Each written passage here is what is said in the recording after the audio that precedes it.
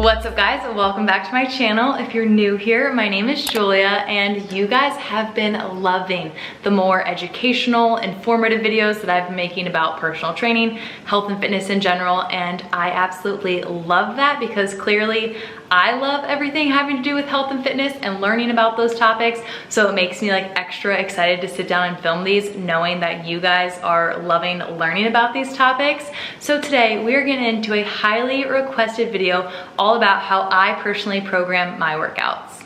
So for anyone who didn't know, I am a NASM certified personal trainer. I've been a personal trainer for 3 years now and I absolutely love it. I've been lifting for 7 years of my life actually, which sounds crazy. 4 of those years were during my collegiate gymnastics career, and honestly, like that whole strength and conditioning component of being a collegiate gymnast is what really made me fall in love with health and fitness and strength training. So as soon as I graduated, I just continued with the whole strength training component and playing around with splits and different exercises and different workouts and different equipment, and I just love it so freaking much. And the more I post workouts on Instagram and TikTok and on here, the more questions I get about how to properly structure and program your workouts. And I know not everyone can go and become a certified personal trainer and pay to take the courses to learn these things. So I'm here to help you all program your workouts if you want your workouts to look somewhat like mine, because once again, this is how I specifically do my workouts.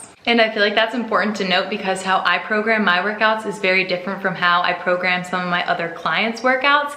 Everyone is different, everyone has different goals, different phases of training that they're in, different equipment they have access to, and different schedules. Like some people can literally only work out 2 to 3 times a week, or maybe even one actual programmed workout a week. So obviously that's gonna look way different from someone who has 5 or 6 days a week to work out. So just keep that in mind. This is how I personally choose to program my own workouts. And before I forget to mention this, because I get so many questions about how I keep track of my workouts, I personally keep track of them on a Google Sheet, like an Excel file. That way I can write out the entire week and I can see so many workouts at once. I used to keep track just on like the Notes app on my phone, and I hated it because I was like constantly scrolling, getting lost in the workouts, and it was just so hard to see things week to week. So switching to a Google Sheet has made like a world of difference. It's incredible, highly recommend. But now let's get into my 5 key components that I consider when programming my workouts. The 5 things that I consider are my training split, my compound lifts, my accessory exercises, my reps, sets, tempo, rest period, and then also my week-to-week variability within my workout. And I'm not gonna go into too much detail just because I don't want this to feel long and drawn out. And I've already filmed 2 other videos that go along very nicely with this one. One is all about compound lifts, and then one is all about programming workouts, and it does a deep dive into the different phases of training and the appropriate reps and sets used for each of those phases. So if you haven't watched those, I highly recommend pausing this video, going and watching those first, getting a little bit more educated, and then coming back and finishing this video. So like I said before, the first thing I consider is my training split, and once you have your training split set, it pretty much stays the same for as long as it's working. If it works with you and your schedule, and if it's getting you results, then why change it? So I personally strength train 4 days a week. I have 2 days that are more upper body focused and 2 days that are more lower body focused, and I keep those days the same from week to week. So for example, on Mondays, I know I'm doing legs, and that's just, it stays the same from week to week. And that kind of helps me while I'm programming my workouts, because I know going into a Monday that I'm doing legs. You know, there's no confusion. I have it set in stone, and that is like the base that I program my workouts off of. The second thing I consider when programming my workouts are the compound lifts that I'm gonna assign to each of the days within my training split. So like I said, if you haven't watched my video that goes a little bit deeper into compound lifts, I highly recommend watching that first, but I always pick 1 to 2 different compound lifts to do for each of my lifts. Obviously, my more upper body focused lifts are gonna have more upper body focused compound lifts, and my more lower body focused lifts are gonna have more lower body focused compound lifts. So for example, on a day where I'm working upper body, maybe my compound lift is gonna be a barbell bench press or a barbell military press, or it could even be a conventional deadlift, you know, working the back. On my more lower body focused lifts, my compound lifts could be a barbell back squat, barbell hip thrust, barbell front squat. Like it totally just depends on what is the primary group of muscles being worked on that day. Because while yes, compound lifts involve multiple muscle groups working together, there is always certain muscle groups that are more so targeted. So I choose 1 to 2 different compound lifts for each of the days within my split, and I put them at the very beginning of my workout. Obviously I warm up first, but then I get right into the compound lifts, and I'm very deliberate with the compound lifts that I choose because these lifts stay the same from week to week. They might change a tiny bit, but for the most part, I prefer and I get the best results when my compound lifts are the same week to week and I'm practicing progressive overload. Moving on to the third thing I consider, right after I am done my compound lifts, I move into my accessory exercises, and these are more of the isolated exercises that will work like 1 to 2 muscle groups rather than a whole bunch of muscle groups working together.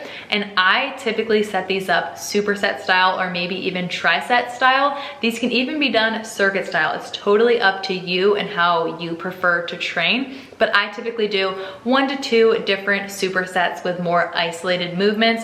So this might look like a superset of dumbbell reverse lunges and dumbbell RDLs. I absolutely love doing that on my hamstring and glute lower body days.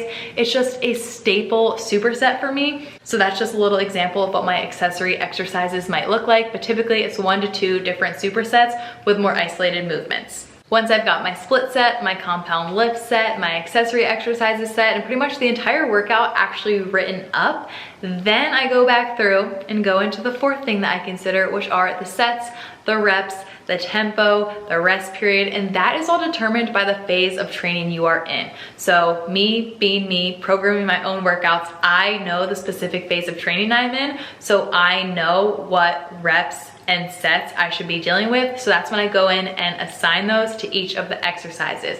Once again, if you have not watched my video about programming workouts, this is your time to go watch it because it goes into depth about the phases of training and the appropriate sets, reps, amount of weight being used, tempo, and rest period. So if you're confused about any of that, go watch that video and then come back. And lastly, the fifth thing that I consider when programming my workouts would be the week-to-week variability. And in all honesty, there isn't much variability because if it ain't broke, don't fix it. If it's working, if you're making progress, why try to go and change everything? So I personally keep my split exactly the same. I keep my compound lifts exactly the same from week to week for typically at least 12 weeks. And then I will switch up my accessory exercises just to keep things fun and interesting. And so I'm not doing the exact same workout every single week. So I'll kind of play around with those supersets, switch some exercises in and out. And then obviously I do slowly increase the weight over time, practicing progressive overload. And if it just so happens that I'm going into a different phase of training, I'll obviously change the sets and reps and tempo and rest. But for the most part, I keep that split exactly the same and I keep my compound lifts exactly the same, and I will kind of change around those accessory exercises. So those are the 5 key things that I consider when actually programming out my workouts from week to week. But I quickly want to run through a few other things that I feel like I should mention. One being that yes, I obviously warm up and cool down. Typically, I warm up by doing a 5-minute either incline walk or jog, followed by some active stretches, and then some exercises that are body weight, but kind of mimic the exercises I'll be doing in my workout just to make sure that those parts of my body are warmed up. And then when I'm cooling down, I typically do a 10-minute incline walk, followed by some static stretching and rolling out. I also thought it was important to mention that I personally love using a mix of barbell exercises and dumbbell exercises for my workouts, but I do know that a lot of people love using machines, and machines are great for working those more isolated exercises. I just don't personally have any machines in my garage, so that's why all of my workouts that I post are very barbell or dumbbell focused. That's just what I prefer, so that's what I stocked in my home gym.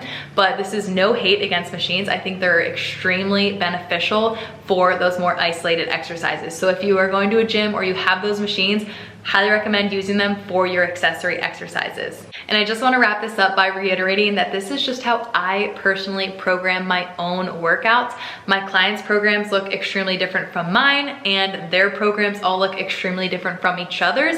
It just depends on their goals, the equipment they have access to, their physical fitness, the phases of training they're in, the phases of life they're in. Like, everyone is different, and no person's program is gonna be one size fits all. It's not gonna elicit the same results for everyone. So I'm just sharing what works best for me and my personal fitness goals, my life, my schedule, and giving you guys a little bit of insight into what goes through my head when I'm programming my workouts. So I really hope this helped answer any questions you have, and I hope you guys enjoyed it. If you did, don't forget to give it a like, make sure you're subscribed, and I will see you all next time. Bye.